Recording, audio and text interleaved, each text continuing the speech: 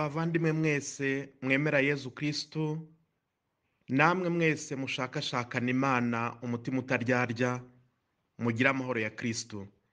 Tuzirikane inyigisho yo kuri aya masomo matagatifu y'icyumweru cya kabiri cy'igisibo. Isomo rya mbere turarisanga mu gitabo cy'Intangiriro, umutwe wa 22, mu murongo wa mbere kugera ku wa 18. Muri iryo somo turazirikana uburyo Imana yagerageje Aburahamu, wa wundi wemeye. Aburahamu nawe yumvira Imana ati ndi hano Nyagasani. Imana iramubwira iti fata umwana wawe w'ikinege ukunda cyane Izaki, ujye mu karere ka Moriya. Nuhagera uzamumpeho igitambo gitwikwa ku musozi nzakwereka. Aburahamu yashyize nzira aremera. Ariko kuko Uhoraho adashaka urupfu rwacu, atifuza urupfu rwa muntu, nibwo yamubwiye ati sigaho Aburahamu, uwo mwana mureke, ahubwo haza imfizi y'intama aba ariyo aturaho igitambo. Muri iri somo twige kubaha Imana, kumvira Imana, kandi dushimire Imana yo yakosoye ibyakorwaga icyo gihe mu mico imwe n'imwe yari ituranye na Isiraheli, nko muri za Mesopotamiya, aho batambaga abantu bakabica bavuga ngo babatuye Imana ariko z'ibigirwamana. Imana ntishaka urupfu rwacu kabone nubwo twaba turi abanyabyaha, ahubwo ishaka ko twisubiraho tukabaho. Zaburi nayo irahamya icyo cyizere tugomba kugirira Imana. Ni Zaburi y'116. Iragira iti nagumanye icyizere ndetse n'igihe navugaga nti ndi umunyabyago bikabije. Koko Uhoraho ababazwa n'urupfu rw'abayoboke be. Twizere Imana. Isomo rya kabiri turarisanga mu ibaruwa Pawulo Mutagatifu yandikiye Abanyaroma, umutwe wa 8, umurongo wa 31 kugera ku wa 34. Iri somo riratwereka ubuhamya bwa Pawulo wamenye Imana, wamenye ko Imana ari nyir'ubuzima, ari ubuzima bwo kuri iyi si ndetse n'ubugingo bw'iteka. Ayisingiza agira ati ntawaduhangara twebwe abemera Imana yatwigaragarije muri Yezu Kristo. Ati Imana yaradukunze, ntacyo yatwimye, yo yemeye kudutangira n'umwana wayo w'ikinege Yezu Kristo. Pawulo akomeza avuga ati bityo rero ntawagira icyo ashinja intore z'Imana, ntawagira icyo ashinja abemera Kristo, kuko bo bafite ingwate y'ubugingo bw'iteka. Ati kandi nta kizadutandukanya nawe. Ivanjiri ntagatifu nuko yanditswe na Mutagatifu Mariko, umutwe wa 9, umurongo wa 2 kugera ku wa 10. Ni Ivanjiri ya Yezu Kristo yihindura ukundi mu maso y'inkoramutima ze ziduhagarariye, ari bo Petero, Yakobo na Yohane. Maze Yezu abarobesha mu ijuru uko hasa. Bibonerayo abari barapfuye hashize imyaka n'imyaniko, ba bandi ba Musa uhagarariye amategeko, abubahiriza amategeko y'Imana bose, na Eliya uhagarariye abigisha, abahanuzi. Ni ukuvuga ngo mu ijuru hajyayo abubahiriza amategeko y'Imana kandi bavuga Imana, bamamaza Imana Data umushobora byose. Abo batatu bararobye, birobeye mu ijuru, babona uko hasa, barahimbarwa bati rwose nta wasubira ku isi, tugumaha. Yezu Kristo ati tumanuke mujye guhamya ibyiza mubonye, kandi muzabihamya neza nimubona umwana w'umuntu azutse mu bapfuye. Kuzuka mu bapfuye ntago babyumvaga, ntago bumvaga ko ari kugira uruhare ku mutsindo wa Yezu Kristo. Ba Kristo bavandimwe, Uhoraho Imana ya Aburahamu, ya Izaki na Yakobo, ni nawe se w'umwami wacu Yezu Kristo. Ntiyifuza na rimwe ko hari uwakwica, ko hari uwakwicwa, ntiyifuza n'urupfu rw'umunyabyaha. Ishaka ko umwana wayo w'ikinege Yezu Kristo apfa mu kigwi cyacu kugira ngo nitumwemera tugire uruhare ku mutsindo we, tugire uruhare ku ikuzo rye. Turebe isano iki cyumweru cya kabiri gifitanye n'icyumweru cya mbere cy'igisibo. Iki cyumweru cya kabiri cy'igisibo turazirikana nk'uko bisanzwe ivanjiri ya Yezu Kristo yihindura ukundi. Uyu mwaka B turazirikana ivanjiri ya Mariko. Muri iyi vanjiri Yezu Kristo aduhishuriye ibintu bitatu bitubwira uwo ari we. Icya mbere, Yezu ni mwana. Icya kabiri, ukunzwe cyane na se cyangwa se uwizihiye se iteka ryose. Icya gatatu, ni umwigisha w'ikirenga dukwiye kumvira no gukurikira. Uhoraho ati, uyu ni umwana wanjye nkunda cyane, unyizihiye, nimumwumvire. Igisibo ubwacyo ni inzira y'umusaraba, aho ukuri kurwana n'ikinyoma, urumuri rukarwana n'umwijima, ubugingo bukarwana n'urupfu. Iyi vanjiri itweretse ko muri iyo ntambara hatsinda ukuri, hatsinda urumuri, hatsinda ubugingo. Ariko ntawe utsinda atarwanye. Nubwo byasaba inzira ndende, ariyo minsi 40, ni ukuvuga igihe gihagije, amaherezo umwana w'Imana n'abamukurikiye baratsinda kakahava. Ntiwatsinda utarwanye. Twumvise ku cyumweru cya mbere cy'igisibo uburyo Yezu arwana na Sekibi ishaka kumushuka, maze akayitsindira kuri za ngusho z'inda, ingusho z'ikuzo z'ubutegetsi n'ibyubahiro Sekibi yari imutegeyeho. Burya umuntu utaragwa ku nda, ntagwe ku gitsina, ntagwe ku butegetsi, ntahirimire mu kwirarira no mu kwihamya, mu kwigerezaho no kwikuza, uyu rwose aba ari intwari, nako aba ari umutagatifu, nakomerezaho.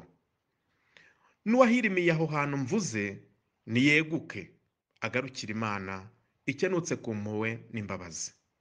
Ibyo nibyo twazirikanye ku cyumweru cya mbere cy'igisibo.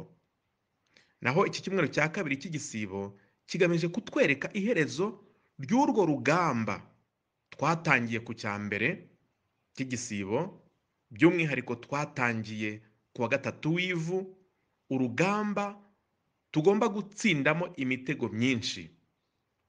Urwanye urugamba rw'ubutagatifu yunze ubumwe na Yezu kandi amureberaho, uwo rwose azabona Imana, azatsinda kimwe na Kristo, maze azibanire mu ijuru na Musa na Eliya ndetse n'abahanuzi bose n'abandi bose bakomeye ku mategeko y'Imana. Muri make rero, iki cyumweru cya kabiri cy'igisibo kiduhishuriye ko igisibo gitagatifu kigeza ukibamo neza ku ikuzo no ku buzima busagambye buhoraho iteka. Tuzirikane ibanga ry'iri somo rya mbere ryo mu gitabo cy'Intangiriro, umutwe wa 22. Mu byumweru by'igisibo tuzirikana buri gihe mu isomo rya mbere abantu b'ikubitiro, babaye ab'ikubitiro, ab'ibanze mu kwakira umukiro Imana yageneye bene muntu. Icyumweru cyashize, ni ukuvuga icya mbere cy'igisibo, twazirikanye ubuzima bwa Nowa warokotse umwuzure, bityo tukamubonamo nk'umutwe uzashibukwaho abantu bashya nyuma y'umwuzure. Kuri iki cyumweru cya kabiri, isomo rya mbere ritweretse undi muntu w'ingirakamaro, ari we Aburahamu. We ntago azaba umumero uzashibukwaho abarokotse ibiza by'iyi si gusa, ahubwo ni umutwe w'abarokotse icyaha, umutwe w'abumviye Imana, urugero rw'abemera kandi bagakurikira Imana. Aburahamu yumviye Imana yo akesha byose, ajya aho ishaka, akora ugushaka kwayo. Ni ya dawe uri mu ijuru ngo icyo ushaka gikorwe munsi nk'uko gikorwa mu ijuru. Si twe dutegeka Imana gukora ibyo dushaka, ni twe tugomba gukora ibyo ishaka. Aburahamu yarageragejwe ariko arumvira muri byose. Zaburi y'iki cyumweru ishimangira iri banga ryo kumvira, ku buryo inyungu zacu zitagombye na rimwe kubangamira ugushaka kw'Imana. Zaburi iti, nzagutura igitambo cy'ishimwe, nzarangiza amasezerano nagiriye Uhoraho. Bakristo bavandimwe, namwe mwese abashakashakana Imana umutima utaryarya, ntibihagije kurokoka indwara cyangwa ibindi bishikamira muntu muri iyi si, amage, ibyago, ibyorezo ntibihagije. Biba na byiza kurokoka icyaha, cya kindi kiduheza mu bucakara, tukigira kuri Aburahamu, kumvira no kwizera Imana. Iyo twumviye Imana buri gihe ubuzima buratsinda. Izaki ararokoka. Izaki ni buri muntu wese wumviye Imana, kuko Imana rukundo itishimira na rimwe urupfu rw'abayo. Zaburi iti koko uhoraho ababazwa n'urupfu rw'abayoboke be. Twuzuze twebwe ibitureba, twumvire Imana. Imana yihora yiteguye kuzuza ibiyireba, ni ukuvuga ngo twe nitwumvira Imana, Imana nayo idutsindira icyaha n'urupfu byari kuzaduhama. Ibi byishimo bya Aburahamu nibyo byatumye byageze kuri Pawulo amenya ibanga ry'ukwemera, ati nta cyadutandukanya n'urukundo rw'Imana. Muri Ukarisitiya ntagatifu natwe duhura n'Imana. Duhura na Kristo watwitangiye akatubera igitambo. Duhura na Kristo nshuti tubana akaramata. Duhura na Kristo funguro udutungira ubugingo bw'iteka. Ibitambo by'abantu, ibitambo by'amatungo ntago ari iby'Imana ikeneye. Ntibyacunguye muntu. Ahubwo Imana niyo yiyemeje kohereza umwana wawe w'ikinege kugira ngo adukize, atwereke byuzuye ugushaka kwa Data. Uko Yezu yagakunze abantu, yabakunze byimaze yemera kubapfira, abapfiriye ku musaraba. Nicyo cyatumye Imana imuzura mu bapfuye, maze aba amizero n'umukiro w'abazamwemera bose. Dusoze tuzirikana icyatugira inkoramutima za Yezu. Yezu Kristo yatugize inkoramutima ze, kimwe na Petero, Yakobo na Yohani. Ashaka ko tuzamukana n'inshinga eshatu: emera kuzamukana na Yezu nk'uko yajyanye na Petero na Yohani na Yakobo ukwabo mu mpinga y'umusozi muremure. Icya kabiri, emera kuba umuhamya w'ikuzo rye, ari naryo uzakesha umunezero. Emera kugira uruhare ku mutsindo wa Kristo, no kuvuga gukomera ku masezerano y'abatisimu. Icya gatatu, emera kugendana na Yezu, umanukane nawe kuri uwo musozi mutagatifu, akwiyereka azutse, maze ubone kumwamamaza no kumuhamya mu bandi. Bakristo bavandimwe rero, turi mu rugendo. Abarukora mu kwemera no mu kwizera nk'ukwa Aburahamu bazagira iherezo ryiza, kuko bazatura ku musozi mutagatifu w'Imana Data hamwe n'abamarayika n'abatagatifu bose. Mwene abo bamenye ko nta cyabatandukanya n'Imana, kandi nta rwikekwe rubariho. Mu kwemera Yezu Kristo bazi ko bagendana muri bo ingwate y'ubugingo bw'iteka. Nta wagira icyo abashinja niba Imana yo ibafata neza kandi babona neza. Naho abagome n'abahakanamana, nubwo nabo bari mu rugendo nk'abandi bose, nyamara ntibari kumwe na Kristo. Nibatisubiraho, nibo ubwabo bazigira ibicibwa mu ngoma y'ijuru. Ntibazabona Musa na Eliya niba batisubiyeho. Dusabe inema yo kugarukira Imana, inema yo kunywana na Yezu Kristo uri rwagati muri twe, akaba ari Imana rwose n'umuntu rwose, mu isakaramentu ritagatifu ry'Ukarisitiya. Dusabe inema yo guhora tubwirizwa na Kristo ibinyura Imana, duhamye ubuvandimwe bwacu, maze ibyo tuvuga, ibyo dukora, ibyo tugamije, ibyo dutekereza, imigabo n'imigambi yacu byose bituruke kuri Nyagasani, kandi abe ari we bituganishaho, natwe ubwacu bitwubakire ubuvandimwe nyabwo.